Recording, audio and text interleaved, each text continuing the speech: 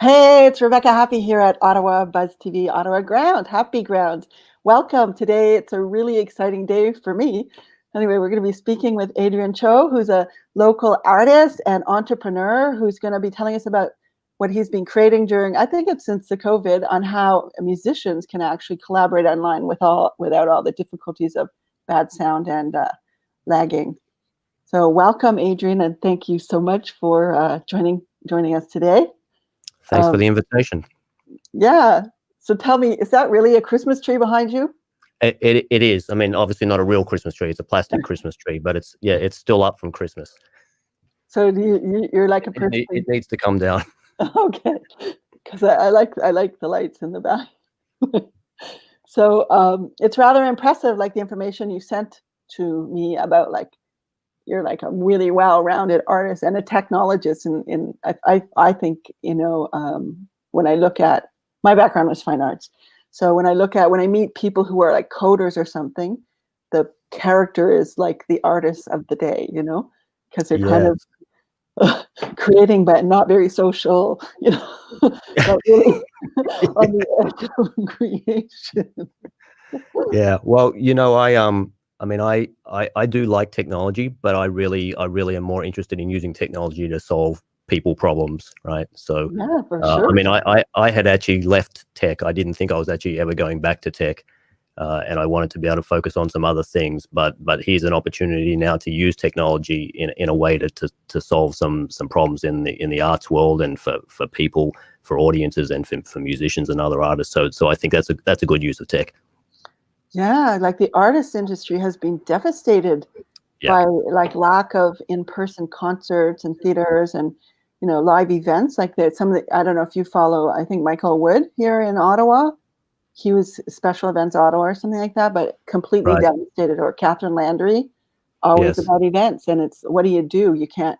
How do you pivot when you're stuck?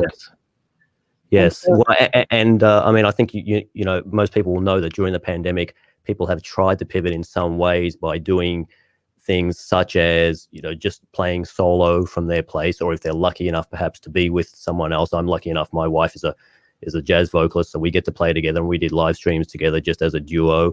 You can do that, and then some other people are doing these things maybe where they pre-record a bunch of stuff and they multi-track it all together.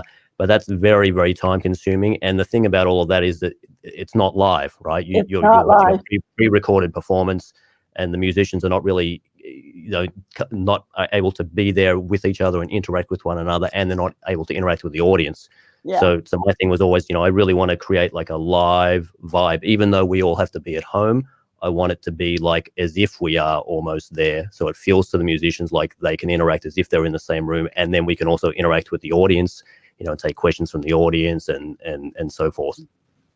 Yeah, I think the interactivity is what makes anything live streamed most important, right? It's like if you're a live audience, whether you're a public speaker or a performer, you exchange this energy, and you don't get that when it's through the screen. Right? Yeah, absolutely. The mosh pit, right? It's like those are the ones that are like your biggest fans that are there to hold you up, even if you stumble, Yeah, and the thing is that and we were just talking about this before, right? Like there are some risks, obviously, when you do something live, but what I found is that even when things go wrong for technology or some other reason, right? People are fine with that. The fact that it's live, and actually when they see that happen to someone, that someone's having to deal with some technology and something is not working, or it's the internet, their connection is going bad. People understand that it's part of the experience for them, and they would much rather see that with all the warts and everything else, right? And everything perhaps not exactly perfect, than to have something that is, pre-recorded and, overly polished, right? And not necessarily real in terms of really being there. Yeah, 100%. That's what social media is, like the whole. Yeah, that's right. It's like when, I don't know, at the beginning of this, I think it was when people started working from home, and there was some big news caster who he's casting, and like his little 2 or 3 year old, he's coming into the cast and his nanny's trying. Did you remember that? That just went viral just because it made him a human. Yes, exactly. So tell us, can you sort of describe a little bit on sort of what you put together for people to be using, and how things are, from what I understand, you're like going to explode like in the next month or so, because as the news about ThinkSpace goes around. Yeah, I mean, the word is already getting around. Yeah, so Yeah. basically, ThinkSpace Live is sort of two things. It's really one thing, but sort of two things. One is that it's a platform. It's a way for artists, including musicians and other performing artists, to uh, sync up together in a space, in a virtual sort of a room, through audio and video. So they can play together. They can play music together, and they can see each other. So they can exchange visual cues. And this is not a new idea, and there's been technology that has existed for a long time to try to make this happen. And what usually happens is that in theory it's all good, but in practice it never really works. And the big problem is this latency that we talk about, which is the delay, right, between when someone makes a sound and someone hears that sound.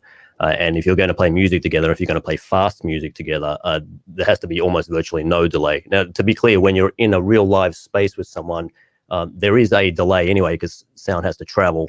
And so if you're in a big concert hall and you're on one side of a symphony orchestra, the sound has to travel to the other side of the orchestra, and that does take some time. It takes about the sound travels about 1 foot per millisecond.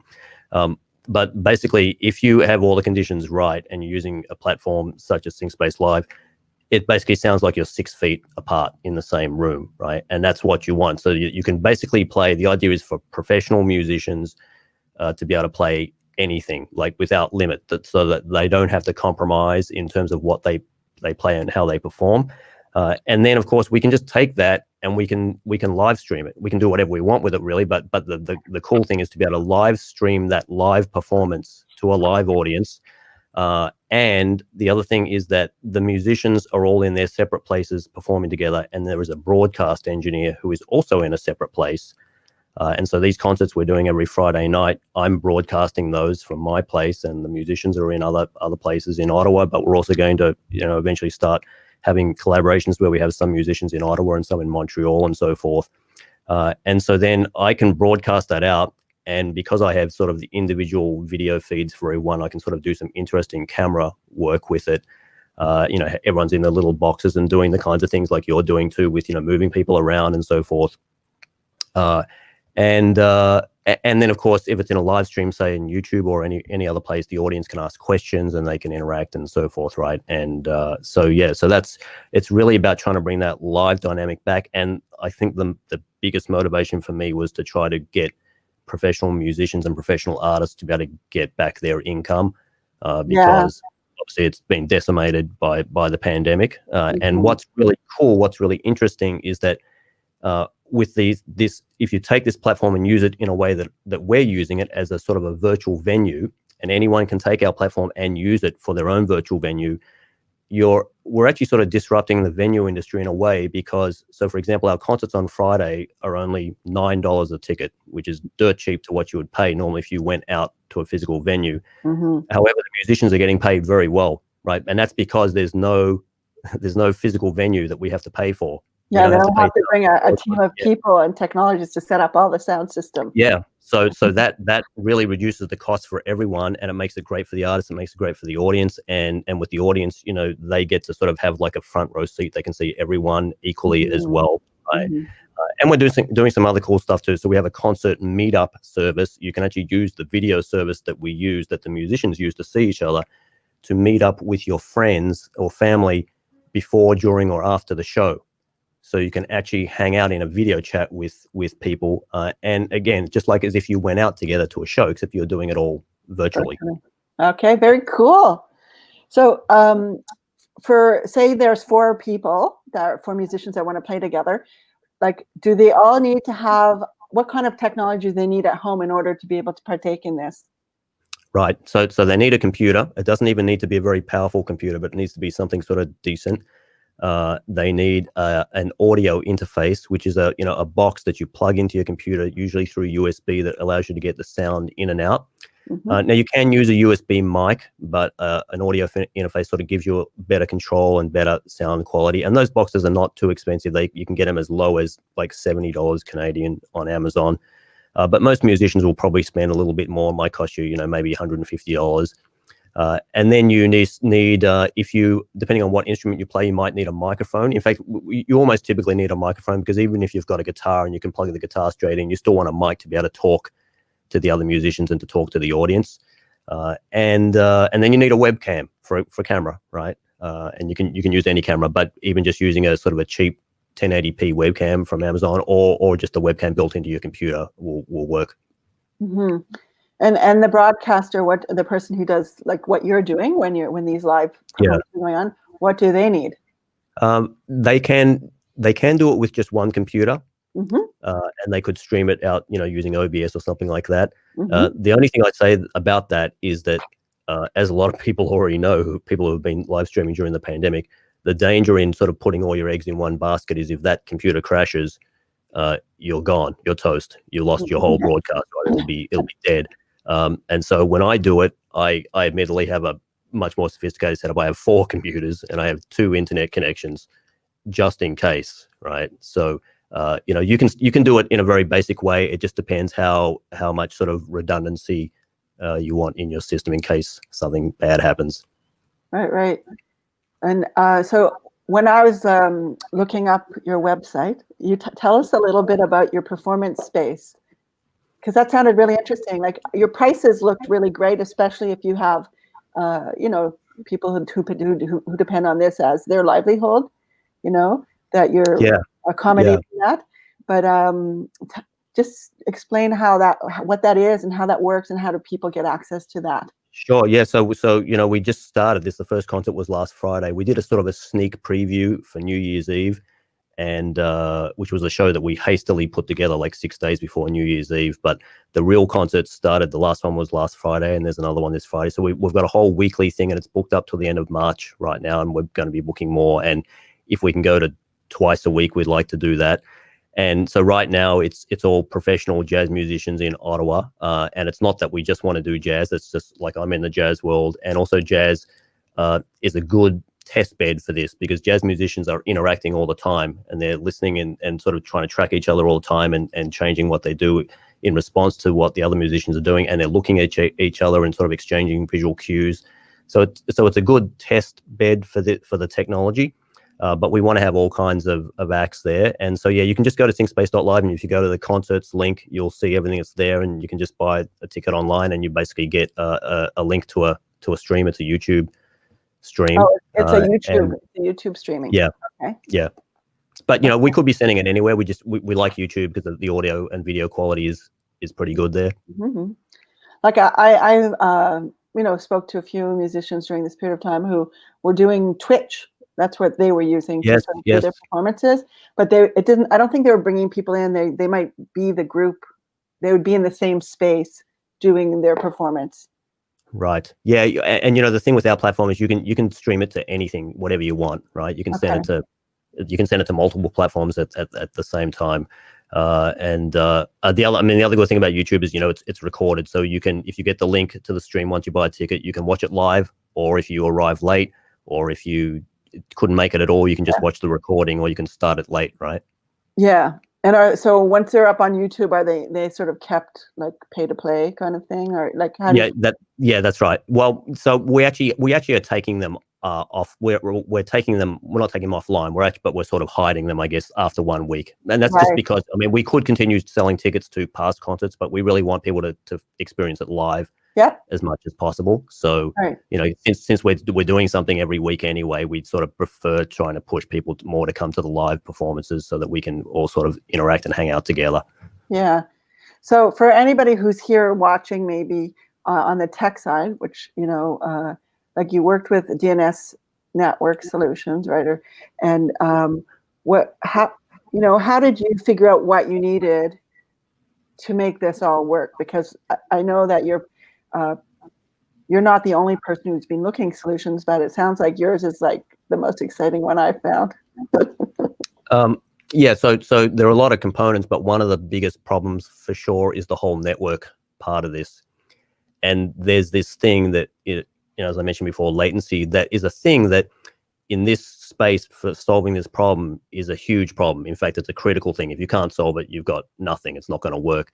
Yeah. But oddly enough, it's a thing that nobody, like your internet service provider, never talks about it. When they advertise your internet service, they don't tell you what the latency is. They just tell you how much bandwidth you're going to get and maybe how much you can upload and download per month, right? They never exactly. tell you about the latency. And so it turns out that there are a lot of internet service providers who have very poor latency, for example. And often, if you are trying to, say, contact a server, if you're in Ottawa and you're trying to contact a server that's just down the street, sometimes your traffic is actually getting routed all the way to Toronto and back, or worse. And that 99% of the population doesn't really care, because if they're watching Netflix or something, you can't tell any different. But if you're a gamer, or if you're someone who's trying to perform together with some other people online, then it's a big problem, right? So solving that problem, figuring out where to put things and how to run them in such a way that you can get the latency as low as possible. And so in Ottawa, for example, we're able to get the latency down to about 3 to 5 milliseconds, which is basically the time for me to send a packet of data to the server and have it come back. So that's actually two ways. That's actually a round trip latency. The one way is only obviously half of that. So when you add it all up, that, as I said before, that sort of basically makes it sound like you're sort of together in the same room, like 6 feet apart, and that's really what you want. So do you think that most musicians are that astute that they can hear those millisecond accumulations? It's a good question. So it depends also on what you're playing. So, for example, if you're playing music that's very fast, you'll definitely hear it, because what will happen is, even if you couldn't sort of hear the delay, what will happen is it will cause everyone to start getting slower and slower, because what will happen is they'll be hearing sound that people have already made, and then they're hearing it late, and then they'll be trying to play to that or to try to synchronize with that, and it's coming too late, right? So it's the whole band will just like go and get slow and slow, which is not good. But the interesting thing is that even if you're not playing fast, even if you're playing slowly, being able to synchronize things so that when someone plays, like, it's good enough that I can hear someone begin to play their note and I can play my note and have it go like together right at the same time. And so being able to do that is really important. And also just being able to react to things that happen, right? When you hear something, okay, I'm going to do something in response to that. So yeah, it does depend on what you're trying to do. And people have sort of, I wouldn't say cheating, but people have demonstrated things where they showed like some intercontinental collaboration with, collaborating between, Europe and North America or something. And the reality is, and this is an important thing I think to mention, is like, it's not magic. Although we've overcome a lot of things, you still have to obey the laws of physics, right? So there will be some delay. Like, in order to play together, you ideally want to be in the same city. You can do it between some cities that are close together, like say Montreal and Ottawa. But if you were to try to perform between like here and Sydney, Australia, there's only so fast the data can travel, right? And there's going to be a noticeable delay. So it doesn't mean you can't perform together, but you're going to be compromised. You're going to be limited in some way as to what you can do. So you may have to change your programming, change the way you perform. Ideally, if you're playing together in the same city, we want it so that people don't have to compromise in any way. Okay. So it's kind of hyper-local live music too. Yeah, exactly. That's basically what it is, right? I mean, as I said, I mentioned the gamers before, right? Like, gamers have known about this for a long time, this problem, right? And when you're playing video games online, you want, someone's shooting at you or whatever, you're trying to shoot something, like, it's, the stuff has to happen virtually instantaneously. That's really, really what you want. So, what are the next steps? Like, you're starting, like, you're pretty well filled up for your Friday performances, and you're getting a lot of news coverage. Like, I heard it from an insider. I didn't pay attention to the news, but when I shared it, people go, "Yeah, like, we've been hearing that." Okay, well, that's good. Yeah, I mean, so the next steps really are that.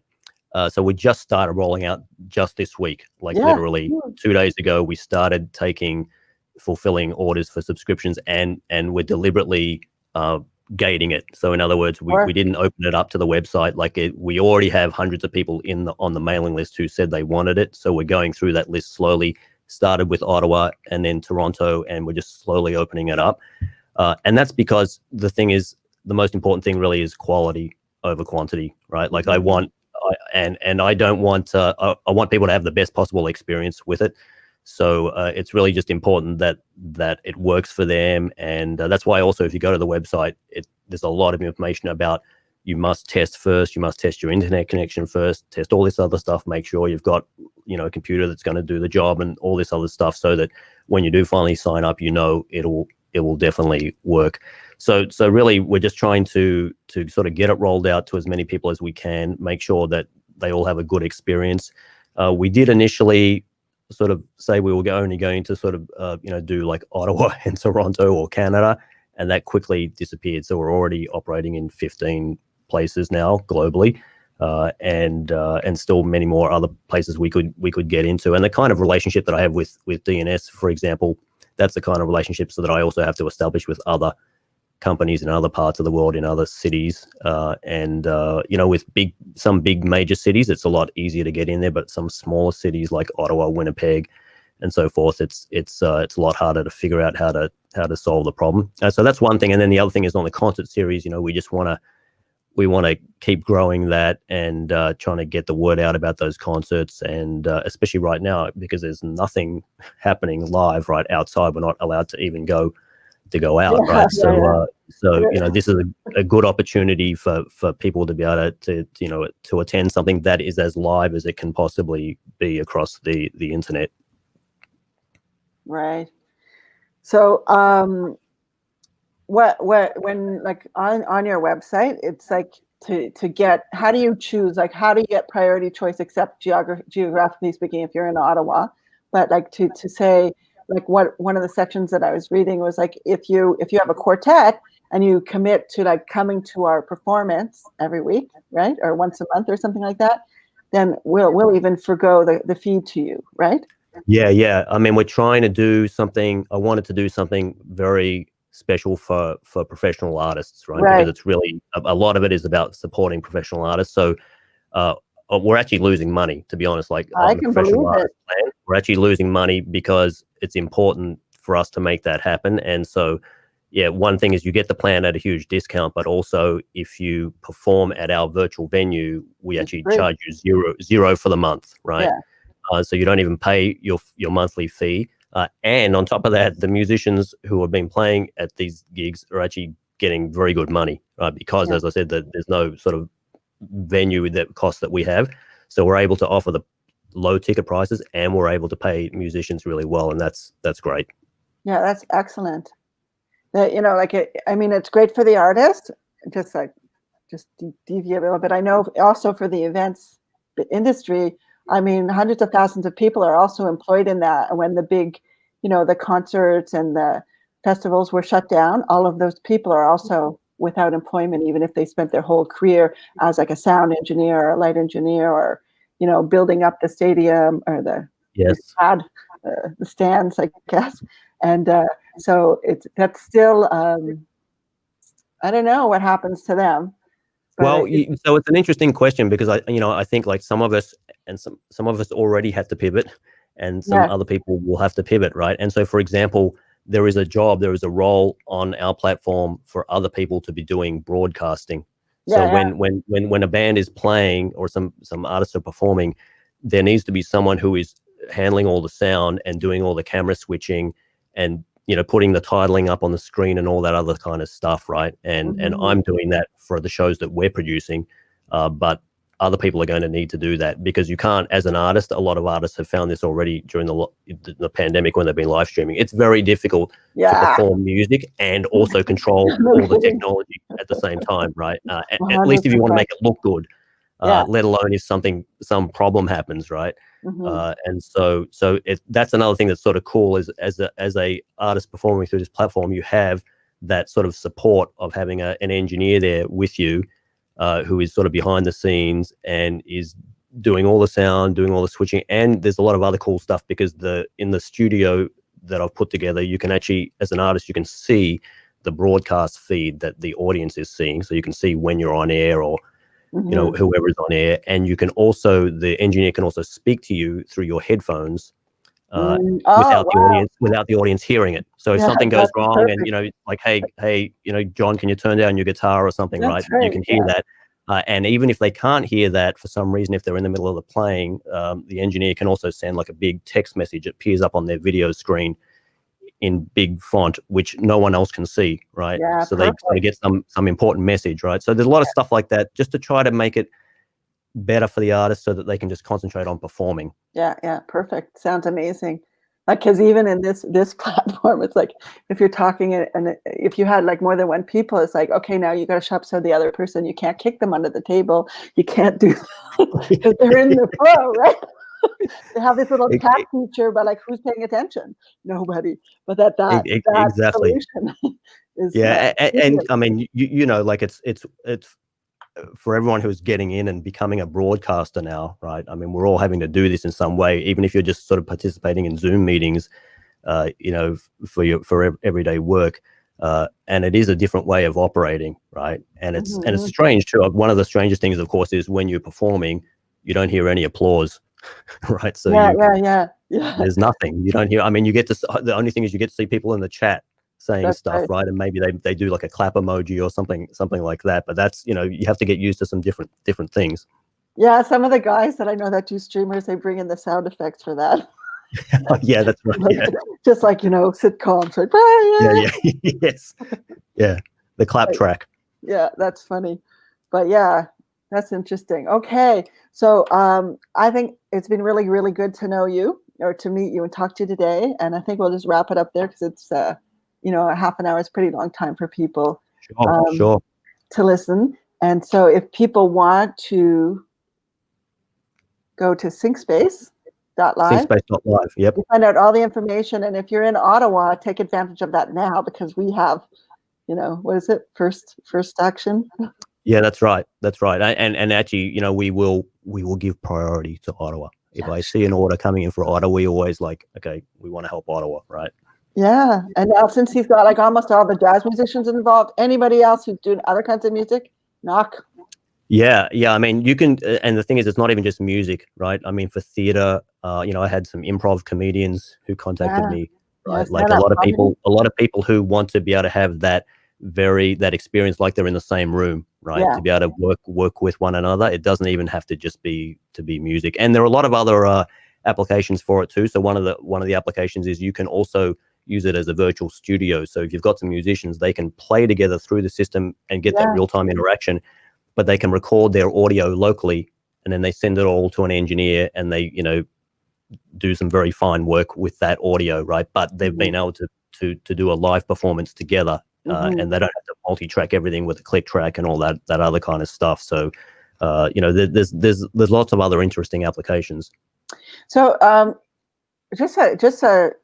I'm going to make it prolong a little bit more, but in terms of how do you drive traffic? Like right now, if you're using Facebook, there's a lot of tools that facilitate driving traffic, and YouTube, if you're really established as a channel, maybe. But like, how would musicians, get their word out? Like now that they have the technology and they want to do the live stream. Yeah, sure. Is that, do they need to know that, or is there something sort of built in around that? Or no, there's nothing built in. I mean, it's in a way, this is just a way for you to collaborate with others, and a way for you to produce the content. Now, how you get it out there, what you do with it, where you put it, that's totally up to you. So you still have to do all the. And now, of course, if you end up performing at our virtual venue, right? Of course, we're doing our own marketing for those concerts, but not everyone might want to do that. They might want to, broadcast on their own YouTube channel or whatever. And hopefully there are people who already have an established channel, in some cases, but they've been limited to just doing like solo acts at home, right? Because we have to socially distance. But now you could actually perform with your band, right? And that would be a cool thing for a lot of people. Yeah. Okay. Well, thank you. And thanks a lot, Rebecca. See you next time. Yeah. Take care. Have a great day.